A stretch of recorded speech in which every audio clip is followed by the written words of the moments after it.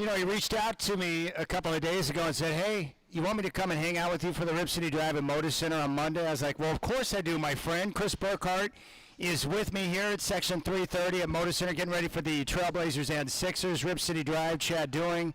What's up, my man? Good to see you. Good to see you. Your voice sounds good. Hey, we're back. We're at like 90%. I'm feeling good. Woke up this morning and, there wasn't any phlegm in there. We survived, baby. You did something really cool on Saturday for the Trailblazer game. Who is the nice gentleman that you brought with you to shadow you and work with you on game day and fifth quarter? Yes, that was the talented and young Peyton Davis. I work with his mom over there at the OSAA, and he knows I'm in the radio, and he has some aspirations to get into the sports biz as well. Freshly graduated, a year and a half, 2 years ago from Oregon State. So I was like, yeah, man, let me bring you in, and it's always fun to give it back a little bit. It's so cool. I saw him when you guys made your way down to press row at Section 113 after you had done game day, and I saw him sit down. You were over on the side talking to other people like you normally do, but he sat down and he was just fixated on the court and the guys warming up and what was going on out in front of him, and I could see how excited he was to have the opportunity to do that. And I thought, man, that's pretty cool that Burkhardt did that. And it reminded me of, the guy that got me in the business originally some 25 years ago when I was much younger. He just said, hey, all I ask is that you do one thing. Anytime there's a young person, as you get older, that wants a chance to do what you do, give them the opportunity. And you did that, man. That's the way it should be done. Well, I remember that because you gave me a chance to be on radio with you for the first time back when you were partnered with us at NBC. And you told me the same thing. You said, the only thing I ask for you to do, Burkhardt, is pay it forward when you get a chance. So now that I have that chance, got to pay it forward, man. Yeah, it was really unfortunate because we had a former boss at a former network that was a complete fool and didn't want certain people on air or didn't want certain people that they deemed not to be on-air quality to be on air. And I was one of them. Yeah, you were. And so I never understood why this individual was like, oh, yeah, we don't want Burkhardt in that role. And I thought, well, it's my show. I'll put on whoever I want. And I kept having you on because you were really good. And I know talent. I've been around the business long enough. So forget that person. Yeah, craziness. Well, if I had a penny for every bad decision that was made, I'd have a lot of pennies. Oh, so good. All right, a lot of things we're going to get to today. Sean Highkin, our Trailblazer Insider, is going to come up and join us here at 3:30, at Section 3:30 at 4:20 today, and we'll get the latest on the Trailblazers who have won back-to-back games at home. Very good performance on Saturday night against the Mavericks, and they're looking to make it 4 straight at Motor Center with the Sixers in town tonight. So we'll get the latest on the club with Sean Highkin coming up at 4:20, and we'll really dig into the college football, namely the Rose Bowl coming up in about 15 minutes. It's 48 hours and counting now until we get to the Rose Bowl, which is going to be phenomenal. And I know Chris Burkhardt, as a graduate of the University of Oregon, a Duck himself, is truly geek. So we'll focus in on that. But I want to talk some NFL with you because the Minnesota Vikings find themselves in a phenomenal situation right now. They got the win yesterday over the Packers, 27-25. They're also on pace to win the number 1 seed in the NFC. Detroit plays tonight against San Francisco. They're trying to keep pace after Minnesota got the win yesterday. These two teams are going to meet Sunday in Detroit. Minnesota, Detroit, Lions and Vikings. The winner of that game will get home field advantage through the NFC. Now, not a surprise for Detroit. They were great last year. They've got Jared Goff. They've got Coach Campbell. They're a darn good football team. But Minnesota, in some ways, has been a bit of a surprise this year, mostly because they've got Sam Darnold, who came over from San Francisco. You thought he would be a bridge quarterback until J.J. McCarthy would take over. But the truth is, after yesterday, you can look at Darnold and say, this guy's playing like an MVP. He had 371 yards, 3 touchdowns, made some big-time, difficult throws throughout the course of the game. And now they're in this really weird spot where, what do? You've got Sam Darnold. He's only 27 years old. All you're trying to do as a franchise is find the franchise quarterback, and they may have that in Darnold, and yet you drafted J.J. McCarthy. He's going to be a free agent. And now the numbers that are being talked about with Darnold, because his play has been so elite, that you may not get him for 40. He may be more closer to the $50 million a year type category. So there's 2 questions I have here. 1, what do you do if you're the Vikings? And 2, if you're Sam Darnold and you've played for some bad franchises, both the Jets and the Panthers, and then you got rehab by Shanahan, and now you're with O'Connell, who is doing a terrific job in Minnesota. Do you take a little less money to stay in the right situation, or do you go for top dollar and go to a different team where maybe you don't have the playmakers and the coaching around you like he's got in Minnesota? This is what's fascinating to me with the Vikings. Yeah, and it's a really good question. I think if I were in his position, having been in the league as long as he has, I would probably take just a little less coin to be in a position that I know benefits me the most. And I think that's Minnesota. And too much, we do not talk about it enough, just about how abysmal the Jets franchise is, how bad Carolina is. It's not just Sam Darnold, man. Look at Baker Mayfield, right? Baker Mayfield was in Carolina, and he gets thrown away. Then he goes to Tampa Bay, and he's resurrected his career. He's been phenomenal. So, no, I think you take just a little bit less coin to be in a position where you're great. Also, obviously, you got Jefferson there and a good weapons and good tools. But if you're Minnesota, man, J.J. McCarthy's unproven. Like, yeah, he was all right in college, but he's a young guy and maybe still has a lot to learn. And you're in a position right now where you're turning heads and are a lot better than you thought you would be. And Sam Darnold's the reason why. It's no different than San Francisco. It's just the reverse situation, right? You had all the money dumped into Jimmy Garoppolo. You go and you draft Trey Lance, and he's going to be the guy. But then all of a sudden, the guy that you drafted at the end of the draft plays way better than him. And you make the move, and you say, you know what? We messed up. We're going to go with this guy because he benefits us more. And I think Sam Darnold is the way to go for them. That's awesome. And Sam Darnold is a good dude, but only 27 years old. So if you commit to Darnold, and maybe they look to move McCarthy at some point, you're going to get 4 to 6 years of peak quarterback play from Darnold because he's now entering into that window where he'll be in his prime. But what I like about him is not just the arm talent, but he's got the ability to move. He's making high-level NFL-type throws on a weekly basis, and he's got a great connection with his head coach, who's a great offensive mind. So I think you have to keep Darnold. Whether you franchise him or you agree to a deal and you can re-sign him for X number of years, I think you keep Darnold and continue to play him. And then if he continues to play at the level we're seeing now, then you can look to move out J.J. McCarthy and get some stock in return, or franchise him, bring him back next year to take another look at him, and if he continues to play at a ridiculous level, then you know that this is the guy you want to resign. If not, then you can move forward with McCarthy. Yeah, and franchise tag might be the way to go too, right? You say you'll save a little bit of money in that realm, and then you see where he's at. But you got to get something. I mean, again, go back to the 49ers, man. They give up on Trey Lance. He goes to Dallas. They get something in return for that mess up. And at the same time, I mean, last year, there wasn't a lot of loud talk because people thought it was crazy because everyone was so over their skis with Brock Purdy, right? But there was even talk last year like, oh, man, did the Niners want to try to keep this guy? Because I remember Purdy getting injured and Darnold getting in there, and Darnold looking all right. Like, and he's still got an arm, and he can still get it done. And it absolutely blows your mind because Sam Darnold feels like Aaron Rodgers in the fact that it feels like he's been in this league forever. And then when you say he's only 27, you're like, oh, my goodness, and maybe it just took a minute to click, but yeah, man, I like what he's been doing in Minnesota. He's a major reason that they're doing what they're doing. All right, here's what we're looking at now in the AFC.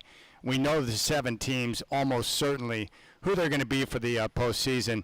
Out of the AFC West, you're going to get 3 teams, Kansas City and the LA Chargers. The Denver Broncos still need to win to get in and secure their spot, but they're going to host Kansas City on Sunday, who is going to be resting all of their starters. They're already favored by 9.5. So I think you're 3 teams out of the West, Kansas City, the Chargers, and the Denver Broncos. Out of the AFC South, you get 1 team in, the division winner in Houston. Out of the AFC North, you're going to get 2 teams in, Baltimore as a division winner and Pittsburgh. And then in the AFC East, you'll have the Buffalo Bills. So I look at the AFC right now. I think it's down to 3 teams. It will be Kansas City, Baltimore, or Buffalo. One of those 3 teams will represent the conference in the Super Bowl. I don't believe the other 4 are good enough to make a run through the conference. Do you see it as a 3-team race in the AFC? Yeah, that's a good question. I think the one that I think could make noise if they play a perfect game is the Chargers. Obviously, with Herbert and Harbaugh, they know what they're doing. They got a good turnaround. I don't know if they have necessarily the horses to upset those teams. Of those 3 teams, this might sound weird. Well, let me rephrase it. The Chargers are going to play their first game at Baltimore. Yeah. Do you think they're good enough to win a game there in Baltimore? No, because as I was just about to say, see, we're on the same track here.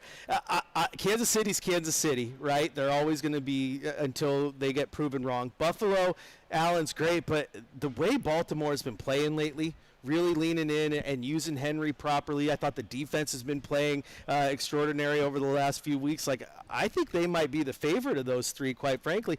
My biggest knock on Lamar was all the time has been the fact that, he's a great runner, but gosh, he just makes dumb passes, and I wish he were better passing. This year, I think he's been really, really good at passing the football. So, yeah, I like Baltimore. So even if the Chargers are the dark horse, if you got to go on the road and play Baltimore, I'm taking the Ravens. All right, so most likely what we're looking at in the AFC, your wild card matchups, Pittsburgh will travel to Houston.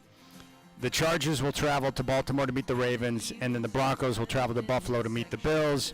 And then after the wild card round, they'll reseed, and we'll see how things shake out. In the NFC, it will all come down to who gets the number one seed. But right now, as of this moment, Minnesota's got the number one seed because Detroit hasn't played yet tonight. But those two teams will meet next week to settle it in Detroit. But right now, you'd have the Lions at the Bucks. The Bucks is a division winner. We get to host a playoff game. The Commanders at the Rams in the 6-3 matchup, and then the Packers at the Eagles in the 7-2 matchup. The bad part for the Packers, they're having a great year, but they're in the same division as Minnesota and Detroit. Right. So you get pushed down the order in the NFC playoff standings, which is crazy. Yeah, maybe It's a strong division. Yeah. Maybe the NFC should really start saying that all three of our teams should get a first round bye and start. The college football playoff has clouded everybody's mind. Let's just treat it like that, right? All right. Well, we'll come back and we'll dive into the college football playoff with the Rose Bowl coming up in just a couple of days. Buckeyes and Ducks from the Rose Bowl, 2:00 kick. And right now, Ohio State is a 2.5-point favorite. We'll discuss it here on the Rip City Drive. Sean Hiken will stop by at 4:20.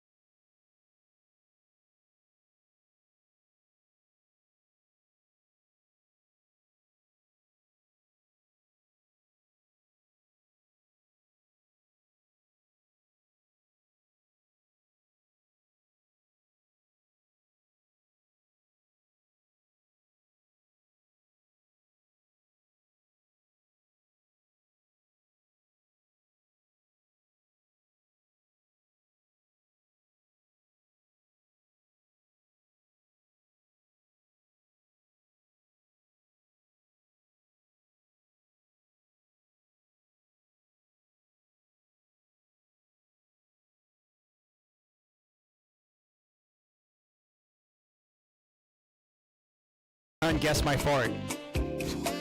And then the other person makes the sound of what they think the fart's going to sound like before their significant other lets it out. It's one of the greatest things I've ever seen in my life. You would enjoy that. I was in tears watching. I was like, man, that is true love right there. Not only can you enjoy a fart together, but you get to guess what it's going to sound like.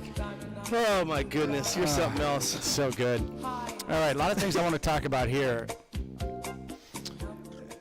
All right, so Brett McMurphy, so basically the reports that are coming out from Brett McMurphy and others that cover college football is that apparently there's going to be in-depth discussions about eliminating the current format, meaning the top 4 teams or the conference winners not getting byes like we saw this year, because that's where the disruption in the seeding has taken place, where you have conference winners, Arizona State and Boise State, getting byes when they're not one of the top 4 ranked teams in the country.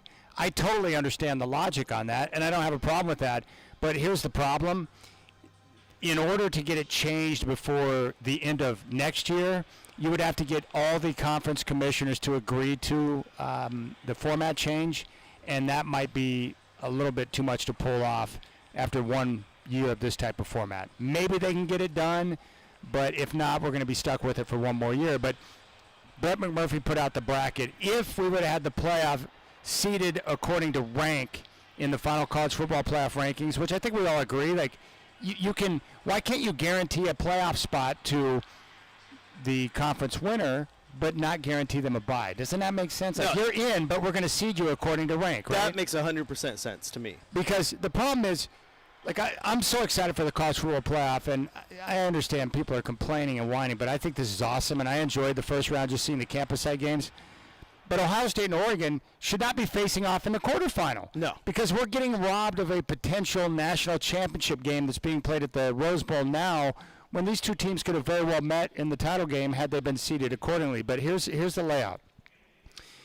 If they would have had the playoff seeded according to rank, in the first round, you would have had Boise State, the 9 seed, at number 8, Indiana.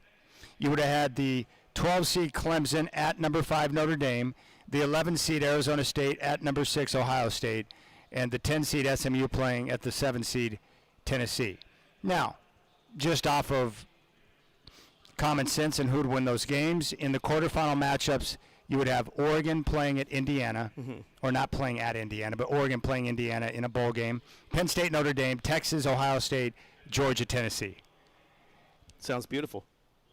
And then there, as you can see, Oregon as the number 1 ranked team in the country, getting a bye and being rewarded in the first game by playing the 8 seed because it's been seeded properly. Yeah, I agree with that, and it just makes much more sense. I mean, getting this run and getting Ohio State in the Rose Bowl, it's going to be rough, and this is an Ohio State team who I think pound for pound might be the most talented team in the country, even though they lost to Oregon. I mean, I love my Ducks, but Ohio State's really good. I think these are personally the 2 best teams in this thing, and now they're meeting in basically, round 2 with 2 more rounds to follow. So one of these teams is getting robbed, whoever loses this bowl. If you look at the Buckeye season, it's weird because Buckeye fans put so much weight into the Michigan game where I think it's made them delusional. They played 1 bad game. Every other game on the schedule, they won and played pretty good football, even the game at Oregon. Everyone in this state thought that Oregon was done when they settled for the field goal late. Everyone thought they were done. We got a 2-point lead. We're dead. And they ended up getting close to field goal range, but time ran out on the Buckeyes. They played a great game in that one. It was a titanic matchup. The Buckeyes they're a great football team. The problem is the Michigan loss was so recent where it's easy to overreact and bash Ryan Day and bash Chip Kelly and all this, but I'll ask you, I mean, you're a Duck fan. How comfortable do you feel going into the Rose Bowl against Ohio State right now? I feel very comfortable because of the way Oregon has played. I mean, Ohio State fan obviously goes to the whole, Ohio State's a much different team than when we played Oregon at Autzen. Yeah, and Oregon's a much different team, too. I mean, they've had their struggles, they've had their ups and downs, but they go and they play Penn State, who matches up with them very well, very physical, just like Ohio State, good quarterback, all this stuff. And I thought Oregon took care of business, man, and then you get the time off, get everyone back healthy. This coaching staff, who I absolutely love, I'm confident that Oregon can get it done. So you think they're going to win? I'm going to take them to win, absolutely. Not going against my Ducks. I wasn't asking you to go against your Ducks. So you're making it sound like this game. I would say that this is potentially the most difficult matchup they would face on the path. I do, because I actually look at these lineups. Like Georgia has shown some holes in their team this year. Obviously, without Carson Beck, that makes a difference. I like the way Oregon would match up against them. Obviously, I like the way they'd match up against Boise State, Notre Dame, etc. Ohio State's the one that scares you. Like, I think this is a one-score game, and I think it's less than 7. Like, I think this might be very, very similar to the game we saw at Autzen, where it's who has the ball last has a chance to win. I just feel comfortable with Dylan Gabriel under center. I think he's the best quarterback in the tournament. He's a big game quarterback.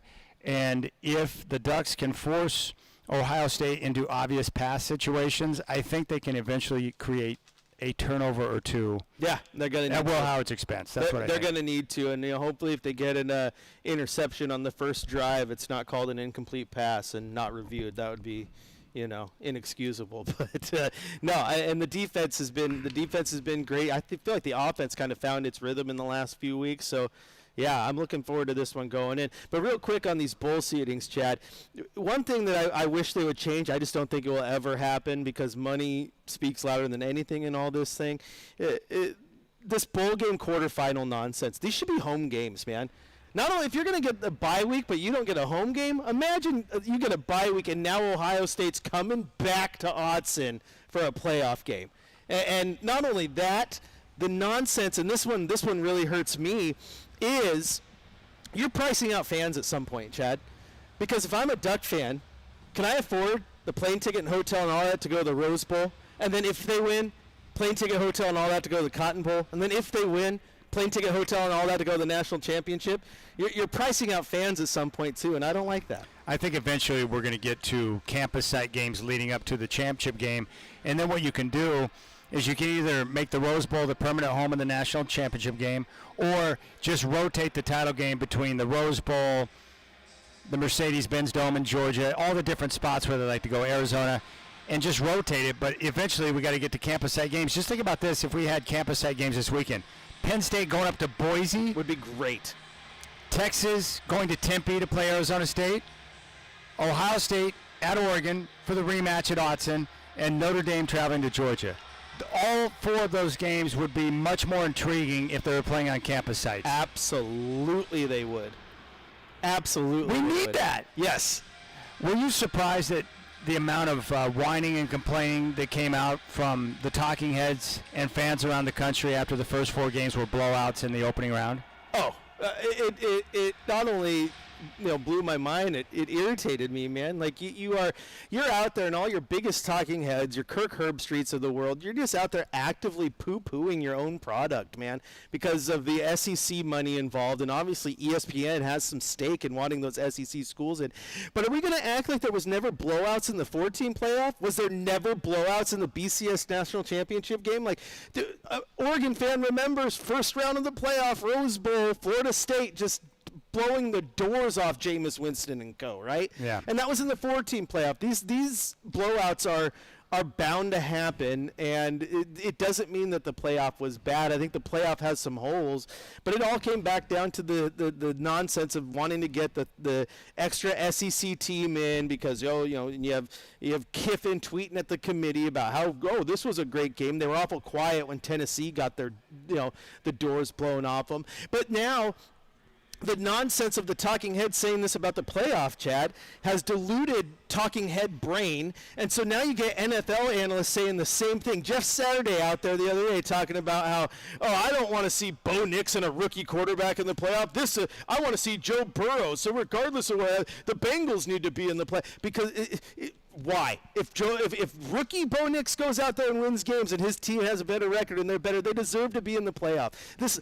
But on paper, and I want to see, no, you have games every single week and you take care of business, and that's what all the teams in the playoff did. They deserve. If they got blown out, they got blown out. Quit crying. Well, even if they would have seeded it according to rank, you would have had blowouts in the first round too with Boise State and Indiana, Clemson, Notre Dame, Arizona State, Ohio State, SMU, and Tennessee. You would have blowouts in that scenario as well. Absolutely you would have. Absolutely would. I mean, I think Notre Dame probably takes care of Clemson. Ohio State matches up very, very strongly against an Arizona State team, and SMU probably wouldn't have hung with Tennessee. So you still might have had blowouts, man. Oh, that's even more credence, and that you should have put another SEC team in. It doesn't necessarily mean Ole Miss would have fared better. Take care of your games in season. Alabama, don't lose to Vanderbilt and Oklahoma. Like, you have a season for a reason, man. Take care of business. The reason why we got this, and everyone knew what the format was going to be, so I don't understand why they were so stunned. The way it's been explained to me is that in order to get out of the 4-team playoff that they had a deal in place for and expand to 12, in order to get to 12, you had to have total agreement between all of the conference commissioners that were involved in the decision-making process. So that process, in order to get to 12, it's just like when Congress is trying to make a deal to pass some type of weird spending bill. You've got to give up things to be able to get what you want, right?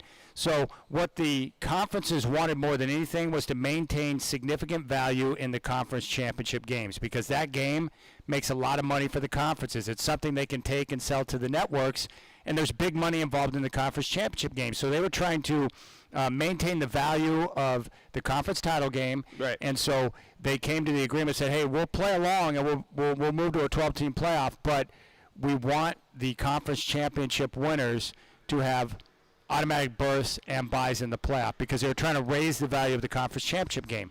It's not an ideal system, but that's how they were able to get out of 4 to get to 12. They were able to give some things to get what they wanted, and then that's the compromise, was the 4 buys from the conference winners. But it's only going to last for at most one more year if they don't agree to, mix up the seeding in next football season. So we'll get to where we want to be, and I think eventually we'll get more home sites. I think once people start to see the money involved in having a home playoff game, I think they're going to find a way to get it done. But that's what happened. They had to give up some stuff to get to a 12-team playoff for these 2 years, and that's why we're in the situation we're in right now. Yeah, and I think that's where schools get to, right? Because if you're going to tell me you're going to add 4 games potentially to my season, but 3 of them are going to be neutral site games, I'm sitting there, okay, what about my ticket sales, my concession sales, everything else, the economy for my city? Like, those things matter, and I think you want that. And then you talk about adding credence and still making the championship game worth it.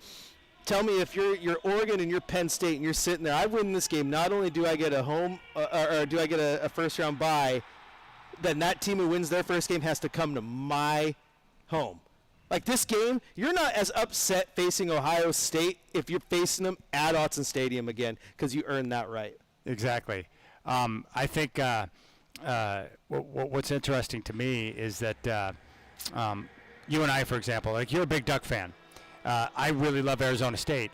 If the Sun Devils were playing a home game in Tempe in the playoff against Texas, I could get to Arizona for pretty cheap because the flight's not expensive. I would look to go to that game. And if the Ducks were playing a home game against Ohio State, you would try to make arrangements to get to that game because the travel wouldn't be an issue. But when you have games that are played in California, or in this case with Arizona State playing in the Peach Bowl, the travel and the time of year, it makes it very difficult to get out to support the team you want, which is unfortunate. Absolutely. And then at some point, too, like I said, you start pricing out your fan. You make it about who's donating the most and sponsoring the most.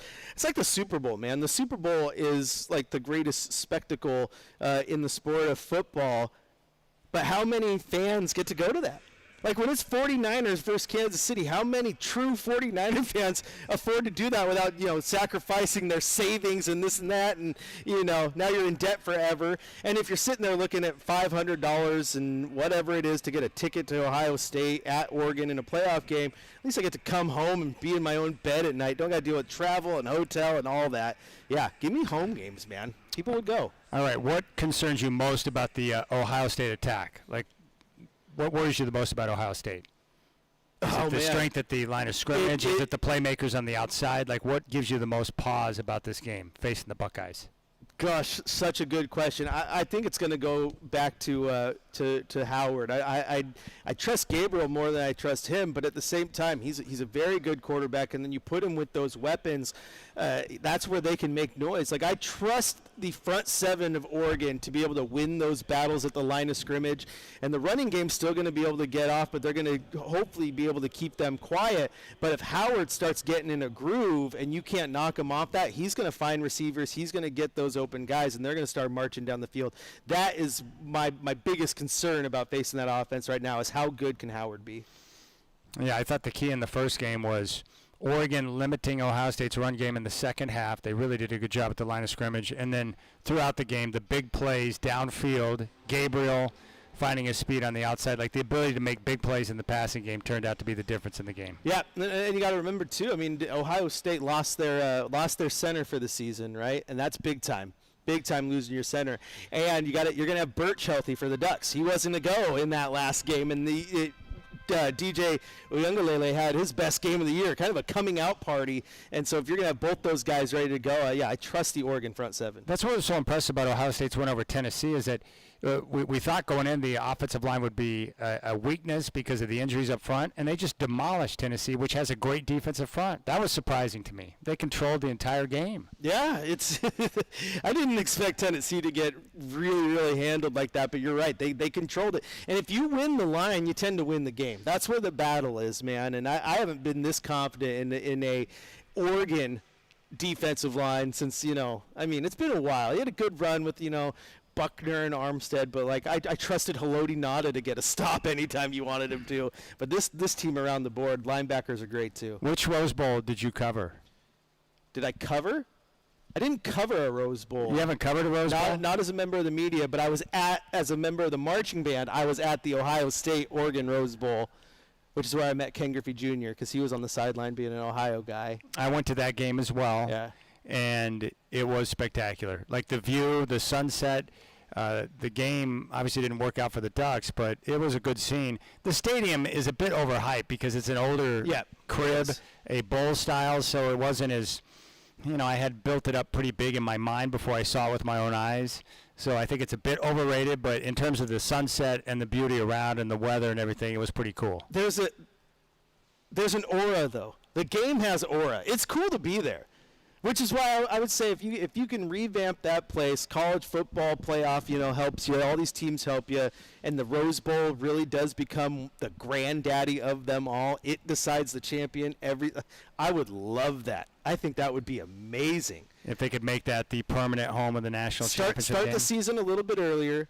Don't do the extra break between championship games. Go conference championships. Very next week is the first round, and you end the year every year January 1st at the Rose Bowl. College football dreams are made of that, man. That's true. They'll never agree to that. No, but college football dreams are made of that. The problem with the Rose Bowl, though, compared to like Arizona or Atlanta or some of these other spots, is that these other cities are so great at hosting events, and the traffic issues aren't the same as they are around the Rose Bowl there in Cali. No, absolutely. And then all the things you do around the Rose Bowl, it's like, hey, the game's in Pasadena, but you got a pep rally downtown. Well, then you got a pep rally down at Marina Del Rey, which is like an hour. It's like it's all over the place. Yeah, and Arizona is awesome, but when they moved the new stadium out to Glendale, all the pregame festivities throughout the week are always down in Scottsdale. Yes. That's on the other end of town from where Glendale's at. It's out in the middle of nowhere. Yeah, because I was in the band for the that game against Auburn, right? Yeah.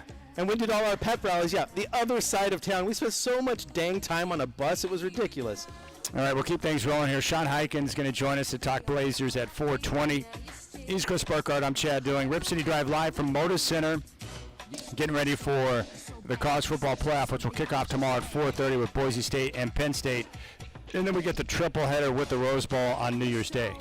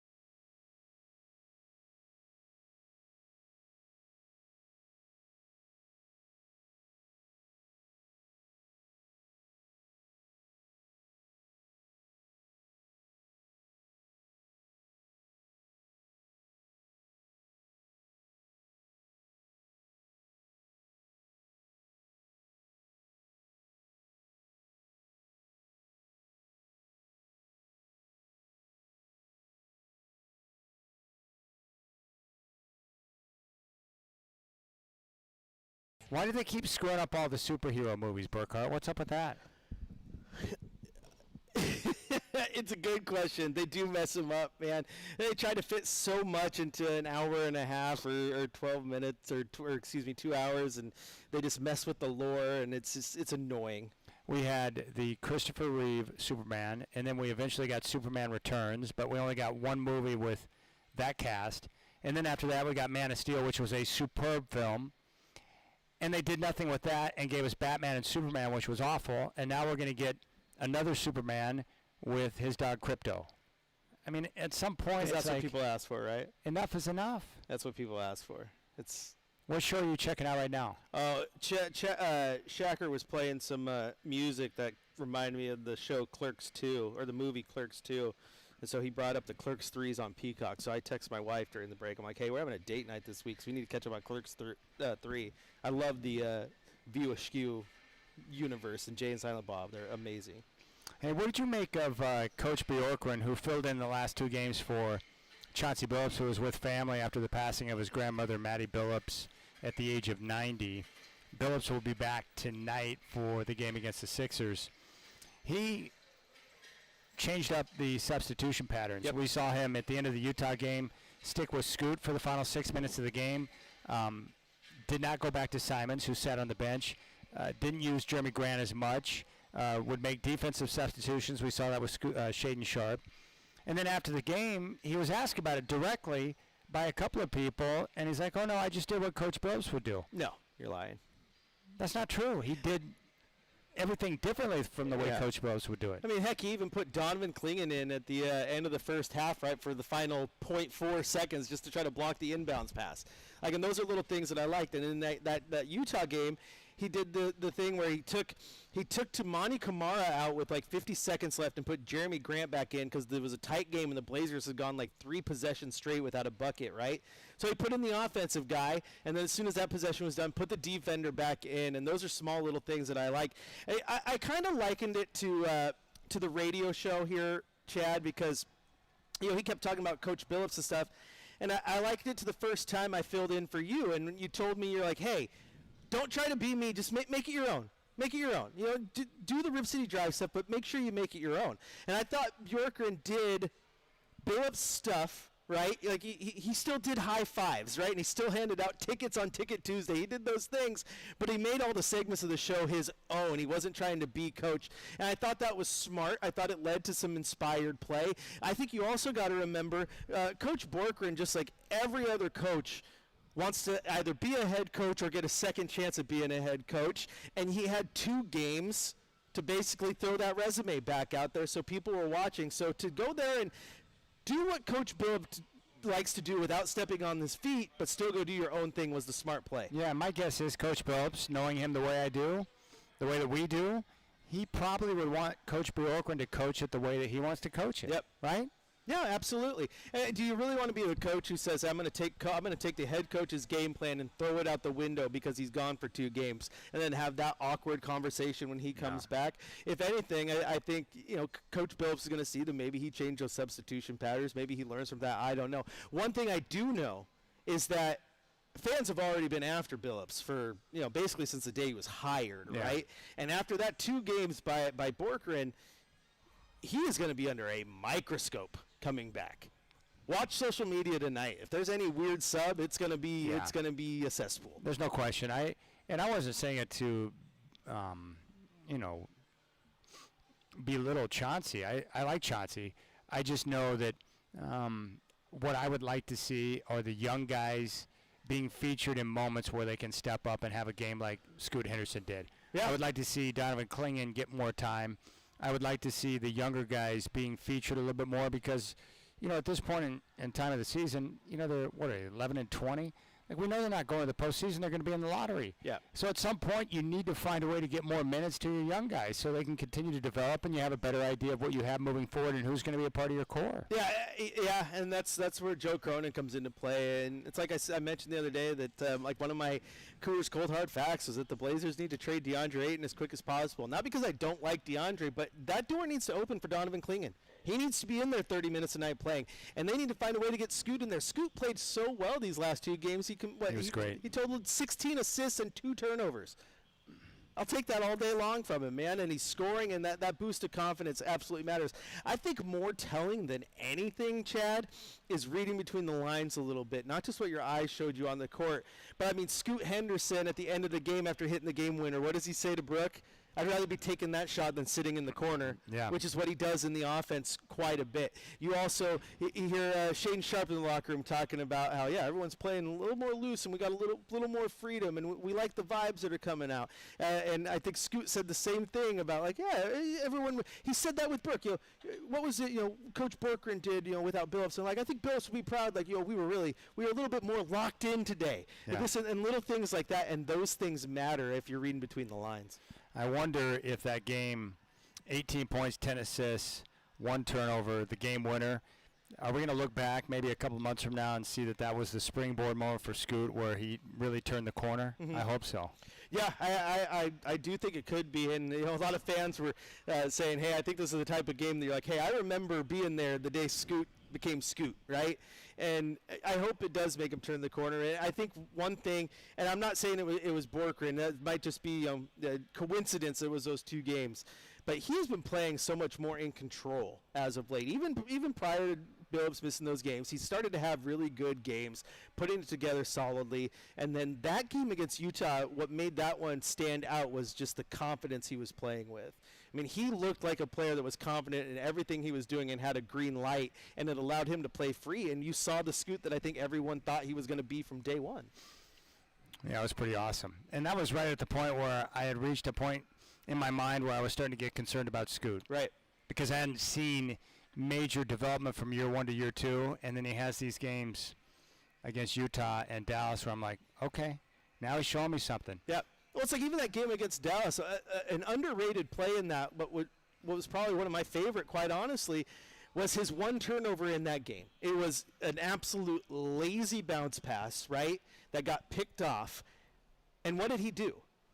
Instantly got back on defense, got in the passing lane, and got a steal. Yeah, which like is great. He atoned for that. He's like, I made a mistake. Let me go do it. And defensively, I think he's been better than anyone thought he would be. He's being pretty good on that end as of late. Yeah, it's funny you mentioned lazy bounce pass. He had 1 turnover. It was so bad where I was like, it was one of those passes where I'm like, come on, man. You knew it was a turnover the minute he went into the passing motion. It was so lazy, but I like the fact that there was no moping. Some other players on this team will do that. And he got around, got back on the other side of the court, and made a defensive stop, it's a quick way for Coach to forget you turned the ball over. All right, the Blazers back at it tonight. They'll take on the Philadelphia 76ers. Tip-off is coming up at 7 o'clock, and Chris Burkhardt will have game day at 5 here from Moda Center. We're going to talk with Sean Hiken, our Trailblazer insider. He's going to join us at 4:20. When we come back, more football. Getting ready for the college football playoff, which is coming up, and the final weekend of the NFL regular season. So everything we love is right in front of us, man. You can't get better than that. You got the Rip City Drive on your home of Blazers 620 Rip City Radio.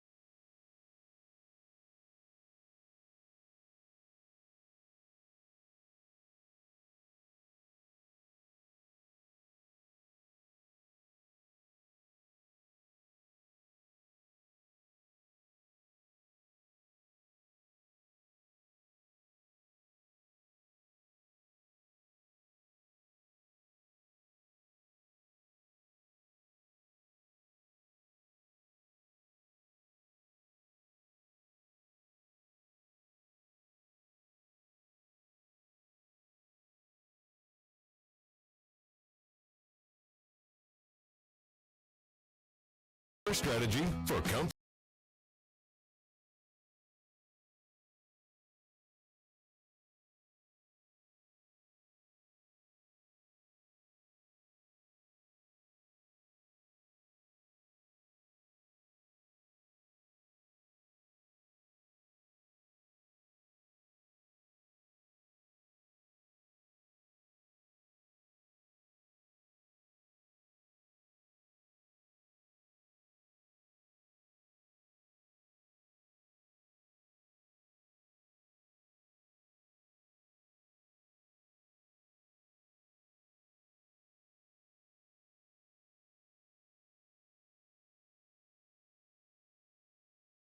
Him as Portland will close out the year tonight, 2024, here at Moda Center, and then they'll get a couple of days off before they take on the Lakers down in L.A.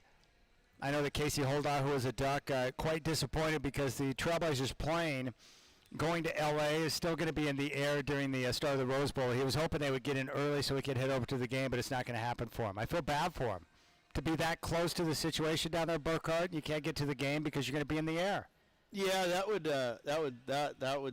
suck. I would have been like, hey, y'all, I'm meeting you in L.A. I'm leaving early. I thought about it. I think he thought about getting his own flight down. It's just that when you're that close and you have a chance to be somewhere special, too bad. But, yeah, that's going to be a big game. Oregon and Ohio State, 2 o'clock kick on New Year's Day in the Rose Bowl. Right now, Ohio State is a 2.5-point favorite. 10 o'clock, it's going to be Texas and Arizona State. The Longhorns favored by 13. And then the final game of the triple header will be Notre Dame and Georgia from the Sugar Bowl in New Orleans. Right now, Georgia is favored by 1. Now, do you anticipate any upsets? Can Penn State or Arizona State pull off the upset, or are we going to see chalk advance? I mean, I don't consider Oregon and Ohio State, Notre Dame, Georgia so closely matched where there's no clear favorite there. Georgia's a 1-point favorite. Ohio State's a 2.5-point favorite, but the other two are double-digit spreads. Here's the deal. I mean, I'm not going to sit here and poo-poo Boise State, man.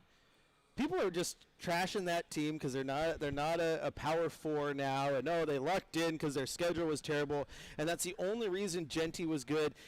It was a last-second field goal by the now #1 team in the country that it took to beat Boise State. Like, they're a good team. They got a good line, and Ashton Genty can run, man. He can absolutely run, so I'm not going to be shocked if Boise State can pull an upset against Penn State. I think the only reason why people question Boise State is because they don't have a win against a Power 4 school. Their quality win on the year was UNLV. And I get that. It's just their schedule didn't have been there, but they went toe-to-toe with the Ducks in Autzen. Well, here's the question. Here's a real question with Arizona State and Boise State.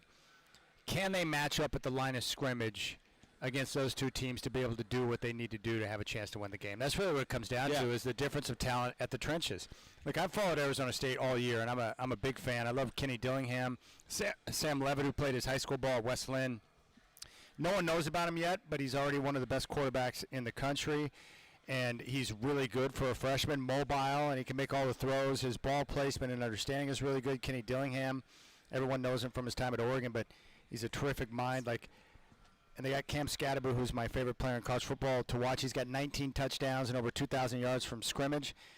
My biggest question mark is, when you play teams and then all of a sudden you line up against a team like Texas, right, or a team like Penn State. Like, Penn State's not a perfect team. They've got issues, but their front seven on defense, super legit. Very. Like, really, really dominant players up front. And then, can you win enough battles up front to be able to get the job done? That's what I love about Oregon this year. For the first time ever, Chris, is that they're winning games in a variety of different ways, and they're more stout at the line of scrimmage on both sides of the ball than they've ever been. Yeah. That's what gives me hope for Oregon to be able to pull off the unthinkable and finish out the year at 16-0 is because they can win battles at the line of scrimmage on a consistent basis. Absolutely, and they've won games both ways. I mean, you go back to the Chip Kelly era, it was offense. Like, the other team's going to score points, we're just going to score more, right? But they're playing well on both sides of the ball. And I think for Arizona State in that game, man, it's the Sun Devils' big playability, and how many of those can they get? Because Scatterby is going to be able to get them. Levitt can go. Did you see Levitt's presser about how he's going to go out out there to prove that he's the better quarterback, how he's better than Quinn Ewers. Like, there's some confidence in that team and those guys, and they got some good skill positions. So I think there'll be good games. But, yeah, the one that I'm really, really interested, quite honestly, is that Boise State-Penn State matchup, because nobody has given Boise State a chance. I love the way Ashton Genty runs. I like the way that team plays. I know they didn't get the big wins because they played out there in the Mountain West, but I still think they have an ability to turn heads and keep this a close game. Is there any way that the committee can somehow take into account strength of schedule, or is it nearly an impossibility with so many different conferences and the difference within each conference with scheduling year to year? It would seem to be tough to do. Yeah, I think it's absolutely impossible because, like, you could sit there and say the SEC had a better strength of schedule than whatever team in the Big Ten, but you're just saying just completely biasly without true fact that the SEC is a stronger conference top to bottom than the Big Ten, right? You're just saying that. Like, but what proof do you have that, Ole Miss or Tennessee is a better team than a Penn State in the games they had to play? You know what I'm saying? It's so hard because you don't have that like balance. So at some point you got to try, but to truly get a true idea of strength of schedule all the way across the board is really, really tough. What were your thoughts as a Duck fan when you saw the draw and the potential pathway of Ohio State, Texas, and Georgia to win a national championship? I saw that, but then my thought, and it's probably part of just because Dan Lanning carries himself that way, is everyone automatically said, oh, Oregon's got the bad draw because they got to face Ohio State, and they're going to have to face probably Texas, and then they got Georgia State. And as if right now Oregon is not the team that Ohio State doesn't want to play Oregon. Texas doesn't want to play Oregon. Georgia doesn't want to play Oregon. They're number one for a reason. Acting as if the number one team, undefeated right now, is a team that is scared of the path they have to take. I wasn't on that. I was just more like I was excited for the 12-team playoff. Now, that aside, when you do break it down, I was the logical, like, okay, there's some holes to this because for the number one seed to have the hardest road on paper doesn't make sense. No. That's just not how playoffs are built. But here's why it's unfortunate for Oregon. And this is the most interesting part of the playoff. College football teams, usually, with the way the schedule's set up, they're not asked to be great in multiple weeks in a row. Meaning, Oregon had their schedule before the season began, right? Right. They get a couple of easy games out of the gate, and then they slowly work their way up to Ohio State. They win that game, and then next week they play Purdue, and then they have a couple of lower-level teams before they have to go to Wisconsin. And then they play Penn State in the Big Ten title game.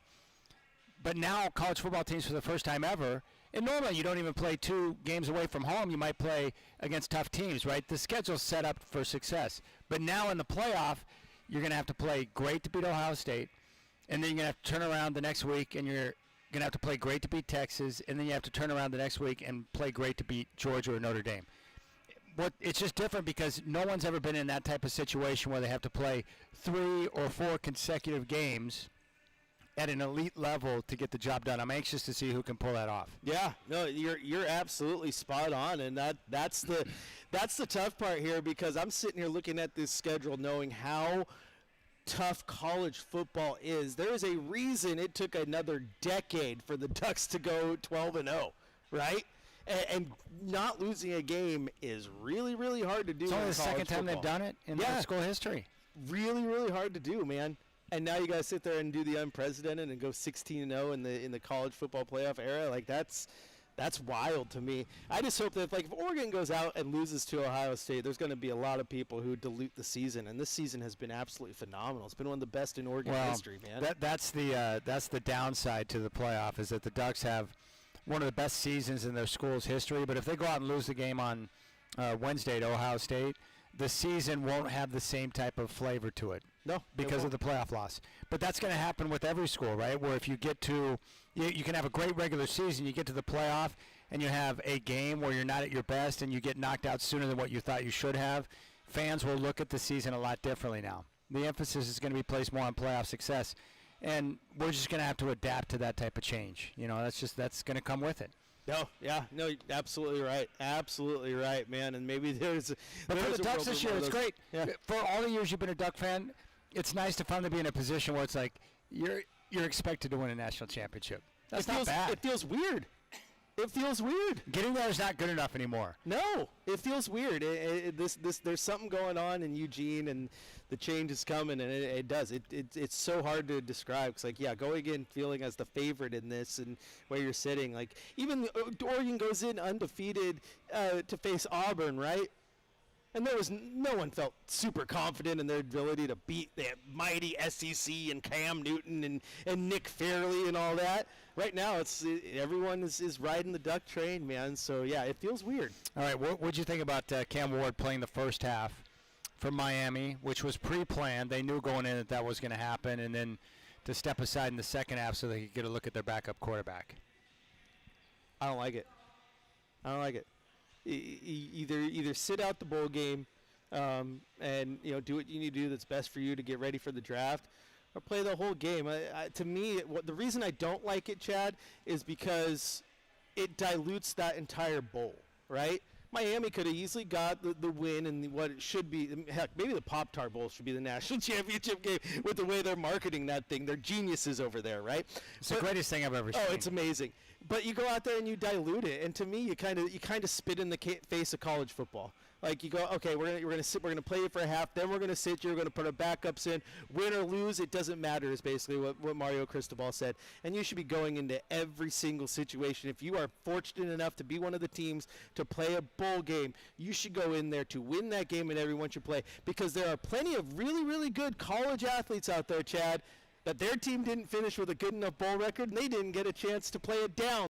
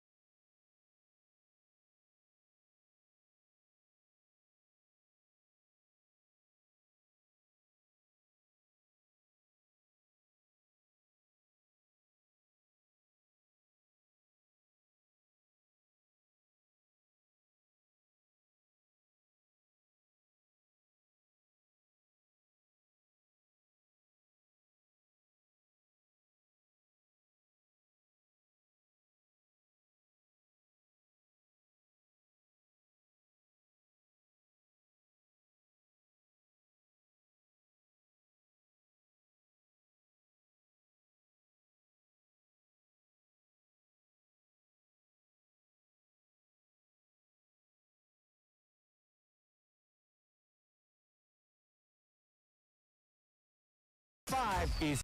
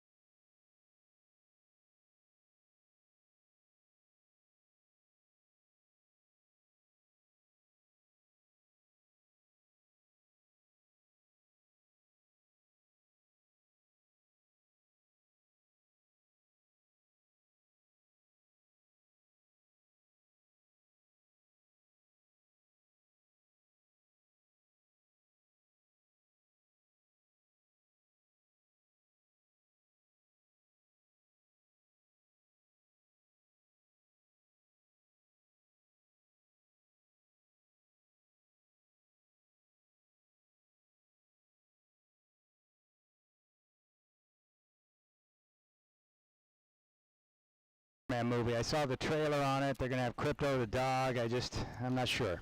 Yeah, there's just so many of them now. I've just kind of lost track of it. All right. Well, let's start with Greg Oden, man.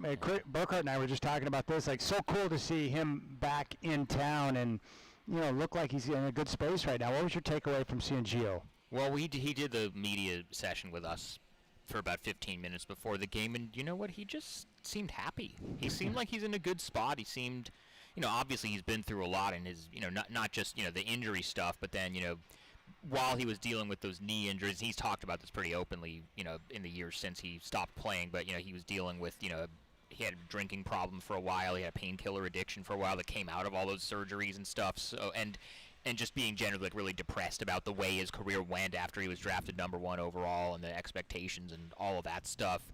And it got pretty dark for a while. So the fact that, he reemerged a couple of years ago. He got hired as an assistant coach at Butler. He's, I don't think, doing that anymore. But you listen to him talk, not just to us before the game, but there's also a segment that he joined Kevin and Lamar on the TV broadcast for about 10 minutes during the second quarter of that game, which the team actually has posted on YouTube if you were at the game or you missed it and you want to go back and watch it.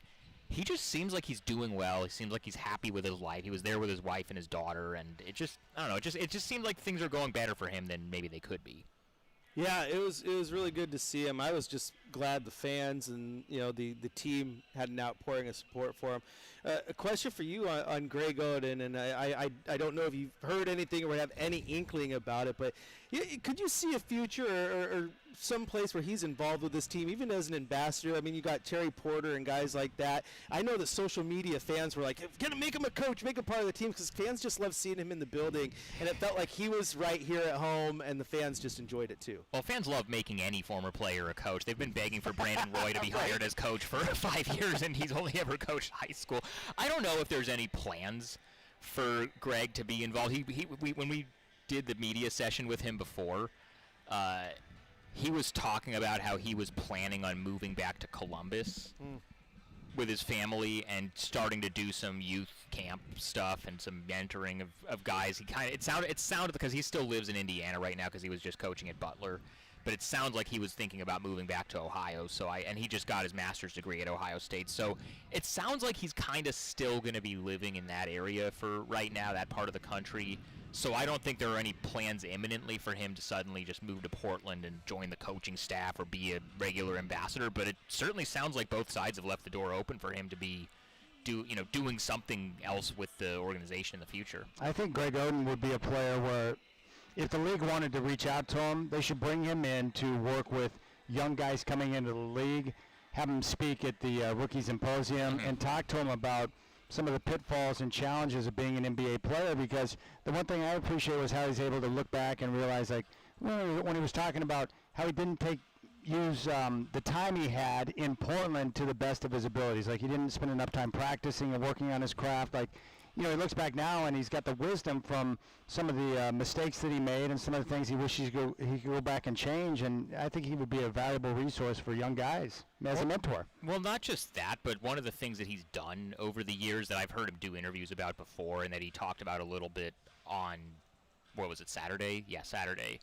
Was that one of the things he tries to teach these kids about is financial literacy. And I don't know what his personal financial situation is, but I know that he's somebody that, if he had stayed healthy and had the career that people thought that he was going to have when they drafted him number 1 overall, he probably would have made $200 million by the time his career was over. Whereas he, since he basically out of the league after his rookie contract, he probably made $15-20 million, which is not nothing, but compared to the amount of money that these guys are getting these days, and the amount of money he could have made if he'd stayed healthy, like. It sounds like he's really invested in, making sure kids know that, like, that money's not going to be there forever and you got to, be smart about it. So, yeah, it sounds like there's a lot of stuff that he can offer to current NBA players. And I'll be interested to hear, we'll probably end up asking Chauncey or some of the players or whoever tonight how it went with him yesterday at practice, because when he flew in, he was supposed to meet with them at practice the day before his flight got delayed. I believe he went to the practice facility yesterday and met with the team. So I'm interested to hear kind of how that went, what some of the players took away from it, what he talked about. But it sounds like at least, he was around doing some of that stuff, and it sounds like the door's open for him to do more. Kind of crazy to think that his college running mate is still a starting point guard in this league right now. Crazy, yeah. Well, it's unbelievable. Conley is like the ageless wonder in the NBA, still playing at a high level. I respect him a great deal. Him and Al Horford. Yeah. Those are the two. Well, I mean, Durant obviously is still playing, but the other two guys from that draft class were, Conley is one, and then Al Horford, who's kind of the center version of Mike Conley, where it's like, he's still not only he's still playing, he's still hanging on, but he's still really good. Yeah. All right, Sean Highkin, our Trailblazer insider, is with us. What are your thoughts on the last couple of games? Both wins with Coach Bjorkgren taking over for Chauncey Billups, who was with family. Well, you have to be encouraged by how Scoot Henderson looked in those two games, and obviously Shaden Sharp, I think, had really good games in both of those games too. I don't know how much I want to take away from them, because you have to remember one of them was against the Jazz, and one of them was against a Dallas team that was missing half their team with Luka's out injured, and then they had a couple guys suspended from that fight the other night, and then Derek Lively was they had a bunch of guys out.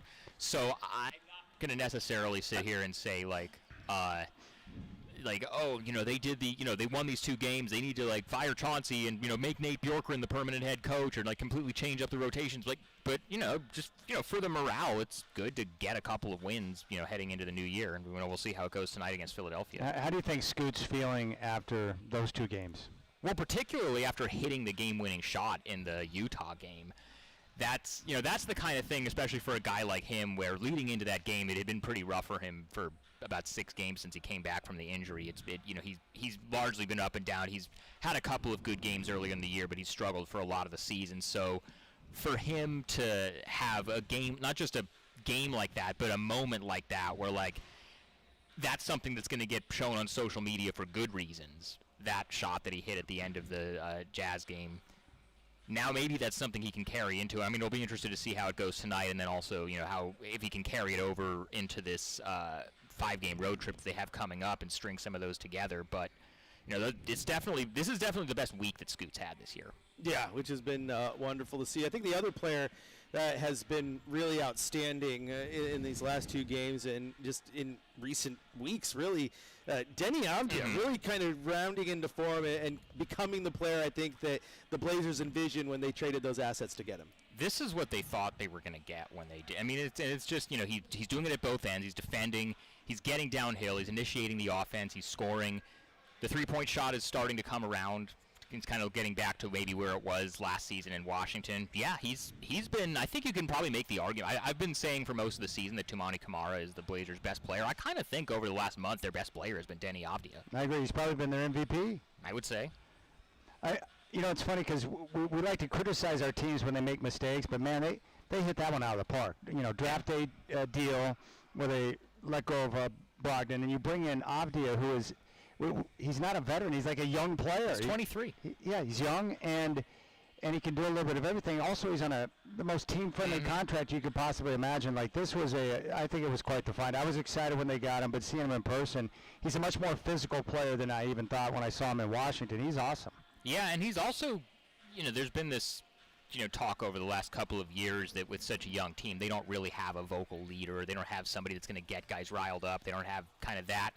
He's kind of him and Rob, who's, Rob's been injured recently, so he hasn't been, on the court as much. But Denny's kind of become that guy. I mean, you see him being really vocal on defense. You see him kind of getting at, there was a time in the Utah game right before Scoot hit that shot where he and Scoot kind of got mixed up on a defensive rotation, and he was kind of getting after Scoot, and then afterwards, I saw him and Scoot in the locker room, kind of joking around about it. So obviously, everybody takes it, the way that it's meant to be taken, and he's kind of emerged as that guy.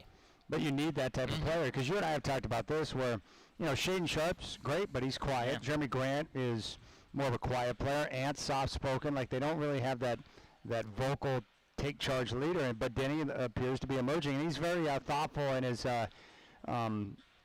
post-game press conferences as well. Yeah, I mean, for years that was Dame, and then once they traded Dame, it's just there was kind of a void there, and Denny's kind of stepped in to fill that void in addition to what he's doing on the court. Where do you come out on the young guys getting more minutes? We saw Scoot get the final 6 minutes of the fourth quarter against Utah. Right now Klingon's getting about 15 minutes a night.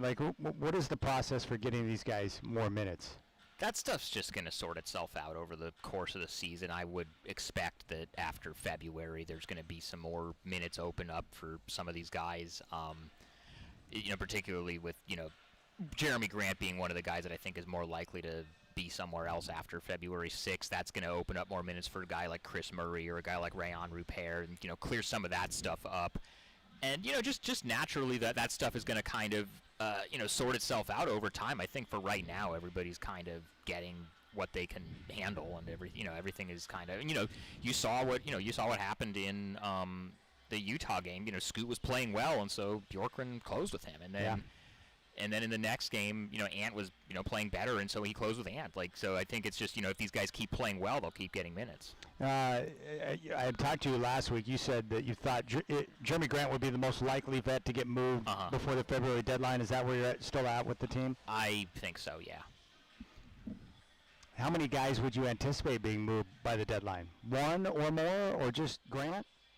Could just be Grant. I think the other one that's probably the most likely besides that is Thibault, if he can get back on the court, which I would think or hope would be in the next couple of weeks. I think he's started to do more on the court, but that's one that if they can get him back on the court in January to show teams that he's healthy, I think he'll have something of a market. I think, obviously long-term they're going to have to move DeAndre Ayton and Anthony Simons, but I think both of those are more likely to happen in the summer than they are at the deadline just because of some of the rules for matching salaries in the new CBA and how hard it is for some teams to do stuff. Those are the types of moves that I think are easier to make in the summer when there's less of those restrictions than there are during the season. So I think out of like the big salary guys, the only one that I would say is likely is moved is probably Jeremy Grant. And why do you think it's more likely that it's Grant than somebody else at this point? Because out of those three guys, he's the one that there's going to be the most interest in from other teams. Like, I don't think teams are really, like, banging down the Blazers' door right now to trade for DeAndre Ayton. And, Anthony Simons,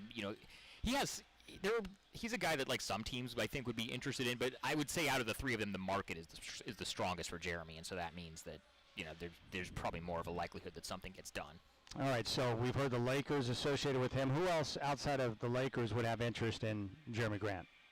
Sacramento's another one and obviously they've gone through some changes and there's a lot of uncertainty there, but that's one. You read there was the ESPN report today that they, before they fired Mike Brown, they tried to trade for, a guy like Kyle Kuzma or, a couple of other guys. Jeremy's a guy that kind of is in that same mold that somebody they could bring in. There are other teams. This stuff usually emerges closer to the trade deadline than it does, at the end of December, beginning of January. What do you make of the firing of Mike Brown? I saw De'Aaron Fox on social today refuting some of the reports that are out there. Like, what's your takeaway there? It's the Kings. I mean, it's always really. I'll tell you guys a story. When I was covering the Bulls still in 2015, when Michael Malone got fired by the Kings like 10 games into the season, and then they made Ty Corbin the interim. And then like a couple days after they made Ty Corbin the interim, they went to the step of publicly announcing that they were removing the interim tag from Ty Corbin and making him the permanent head coach and signing him to a contract to give him the commitment of not just, having it be an interim thing. And then like the week before the All-Star break, the Kings are in Chicago. And they, there's the report from, I think it was from Mark Stein at the time, that the Kings had a deal in place with George Karl, and that after the All-Star break, they were going to get rid of Ty Corbin, and George Karl was going to take over as the head coach. And then that day, like 2 hours before that game in Chicago, DeMarcus Cousins gives a statement to Woj basically saying, I didn't support them firing Mike Brown. I don't support them making a change in season to go away from Ty Corbin. This isn't fair to us. This isn't fair to anybody. And then that morning, that evening at the game, we do Ty Corbin's media availability, and he has to just sit there and act like everything is fine and nothing is going on. And so and I know the Kings kind of got back to respectability the last couple of years, in part because they hired Mike Brown, and they won 48 games his first year, and they were the 3 seed. But they're just kind of going back to, you read all this stuff about the way that it was the firing was handled with having him run practice and then calling him on the way to the airport to tell him that he was fired, and it's just kind of the same Kings that have been there for 20 years or so. Yeah, I think it's interesting because I feel like I haven't seen a situation where a coach gets fired and so many other coaches come out to support him and basically say how dumb of an organization that is. Because it wasn't just Michael Malone. You saw plenty of coaches say how confused they were by that and how he changed the culture of that team in the short time he was there. And as you mentioned, Michael Malone comes out and says, I'm not shocked by it. I was fired by the same people. As I mentioned to you before you got on, it's like people aren't even talking about the fact that DeMarcus Cousins had a PR guy come whisper in his ear that he was traded in the middle of a press scrum at All-Star break. Like, they couldn't even wait till the press scrum was done and have someone from the team talk to him. His PR in the middle of answering a question. It's just the way Kings run stuff, and I kind of applaud the coaches for calling that out. Well, they literally changed when in the NBA calendar the trade deadline is because of that happening to DeMarcus Cousins. They made it so that because I remember I wasn't at All-Star that year, but I remember watching the All-Star game on TV, and in like the fourth quarter of the All-Star game, DeMarcus Cousins is playing in the All-Star game, and in the middle of the game, the Woj tweet comes out that they've agreed to a trade for DeMarcus Cousins, and because of that, like the next year, the NBA made the trade deadline earlier in February so that it was all done by the All-Star break, so that something like that wouldn't happen again. You got any updates on Thibault? Like, when do you expect him back? Sometime in January, I would think. He's started to do more on the court. He's doing stuff in the weight room, I think. I think it's probably maybe a couple weeks away. Maybe after this road trip, that's a maybe realistic target, but that's something we'll have to ask Chauncey about. What are you looking forward to in tonight's matchup with Philly? Well, if Embiid plays, that's certainly going to be interesting. And again, another, just like, he's played Jokic, he's played Wemby. It's always fun to see Donovan Clingan play against, the elite bigs in the NBA. So, we'll see if Embiid goes. He's still listed as questionable as of right now, but that's kind of the main thing. It sucks that Jared McCain is out for a while because I think he was by far the best rookie before he got hurt. Yeah, I'd like to see Clingan get his shot against Embiid. Man, it was fun to see Kyrie on Saturday night. He's still really good. He's such a creative shot maker from all angles. Some of the shot making in that fourth quarter, especially, he had 46 on the night. He had 20 of those 46 in the fourth quarter. The baseline fadeaway with the rainbow arc was sick. Some of those bounces he was getting. It's just, that's what he does, though. Yeah, and he had 24 in the first half, and it was like I looked at Peyton, who was there with us. I was like, that was the quiet 24. Like I didn't realize it. In the fourth quarter, he was extremely loud. The Blazer fans behind me, because I was sitting courtside for a minute, were like, oh, he can't be stopped. Yeah. He does it again. It was 3 after 3. Also, it was kind of cool because he's walking off the court with the glum look on his face because he just lost, and Greg Oden's right there, and he yells Kyrie, and Kyrie sees him, and Kyrie's like, oh man, and he goes under the velvet rope, and they dap up and talk for a minute, and so it was really cool to see those guys connect for a second, because I don't know if Kyrie anticipated him being there, which was kind of cool. That's awesome. Did you see that interaction? I didn't see it. I saw some photos of it afterwards, though. That's great. Hey, and the photo I got, too, we were waiting to go in the tunnel right after we did our little on-court hit, and I took a picture because Oden was right there, and everyone was going, Greg, autograph selfie. Yeah. He was taking their phones and taking selfies. He stopped for almost every single fan. That's great. To the point that security looked at us and were like, hey, just go ahead and go around him. And that was really cool. All right, Sean Hiken, our Trailblazer Insider. Make sure you check him out. Go to rosegardenreport.com. You can follow him on social at Hiken. Happy New Year, my friend. Thanks for stopping by. Enjoy the game tonight. Yeah, you guys too. All right, we'll keep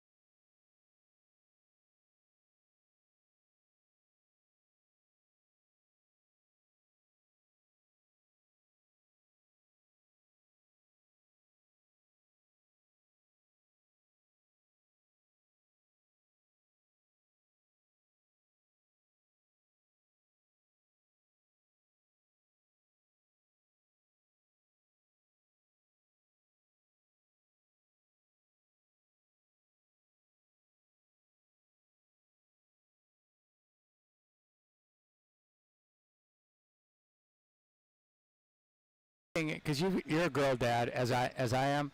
But my daughter spends more time telling me in all the ways I'm wrong about everything now more than she ever has at any point in time in her life. Yes, That's not true. It's like the old Louis C.K. skit where he's getting in an argument with his daughter over a fig Newton.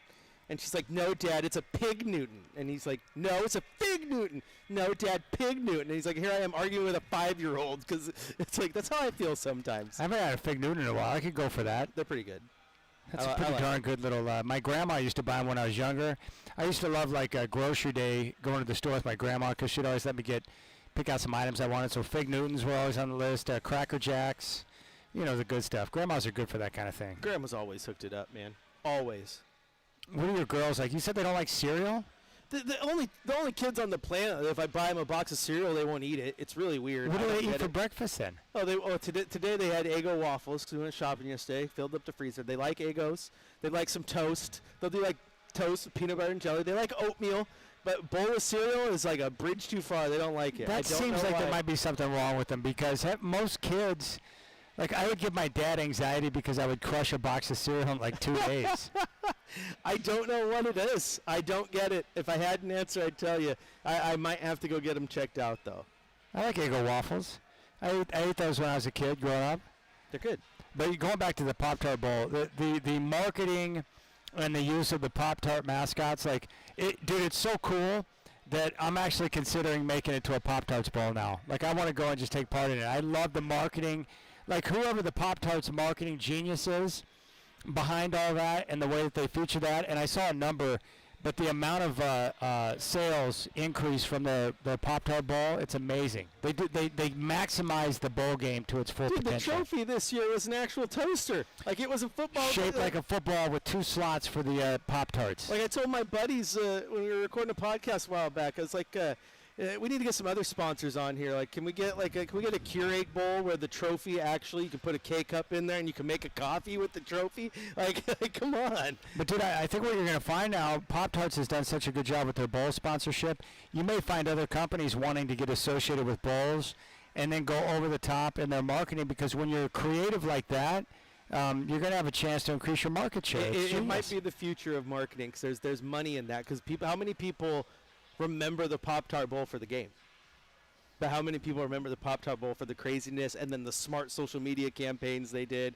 I mean, they killed off Strawberry and they brought in the new, it's just phenomenal. It's like the Idaho Potato Bowl. They don't do a Gatorade bath. They do a French fry bath on the winning coach. Like, that's cool stuff. I like that. I've been to the Sun Bowl a couple times. The winning coach always gets doused in Frosted Flakes because it's the Tony the Tiger Sun Bowl. That's smart. And Tony the Tiger running around.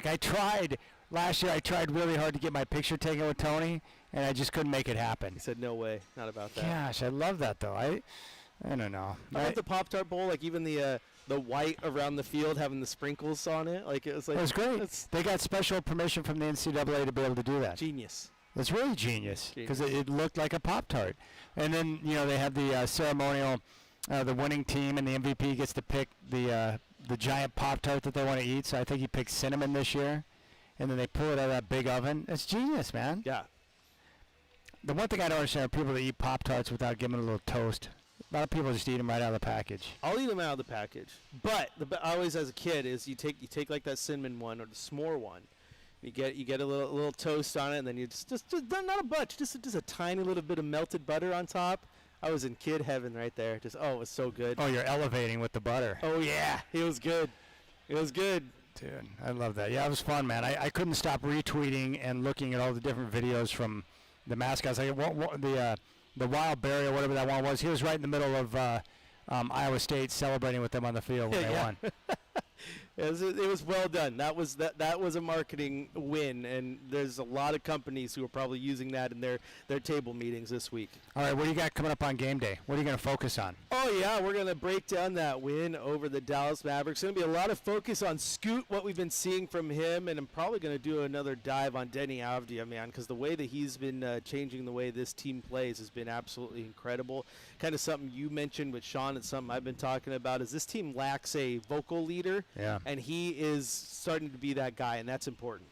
Avdia is my current favorite player on the team. I love to watch him play. His energy, his physicality, his fearlessness. Like, that guy, I mean, he is always looking to push the tempo. Yeah, and it's exactly what Portland has wanted from that type of player.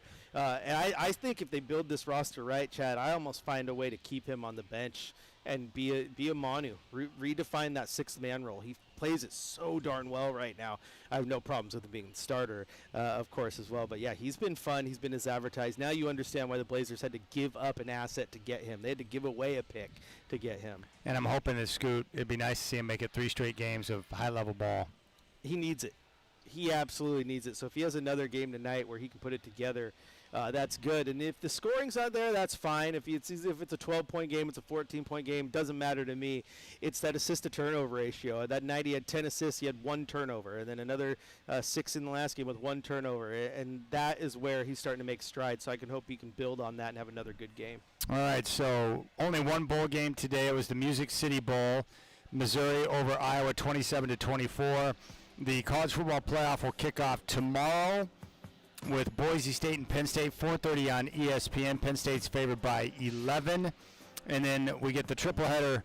All 3 games on Wednesday are all playoff games, starting with Texas and Arizona State at 10, followed by the Rose Bowl at 2 on ESPN, and then at 5:45 Notre Dame and Georgia.